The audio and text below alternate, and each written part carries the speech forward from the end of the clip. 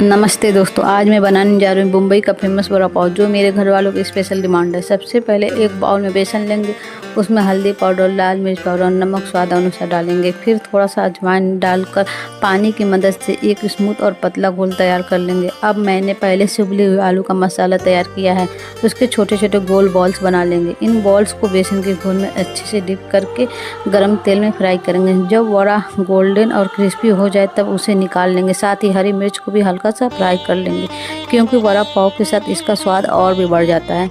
अब पाव को पीस से काट कर तवे पर हल्का सा सेकेंगे, फिर ऊपर से ग्रीन चटनी लगाएंगे, थोड़ा सा पकौड़े का भुरभुरा लगाएंगे, फिर गर्मा गर्म वड़ा पाव रखेंगे, ऊपर से फ्राई की हुई हरी मिर्च रखेंगे और आखिर में ग्रीन चटनी और टमाटो सॉस के साथ सर्व करेंगे। अगर आपको मेरी रेसिपी पसंद आए तो वीडियो को लाइक करें, शेयर करें और चैनल को सब्सक्राइब करें। धन्यवाद।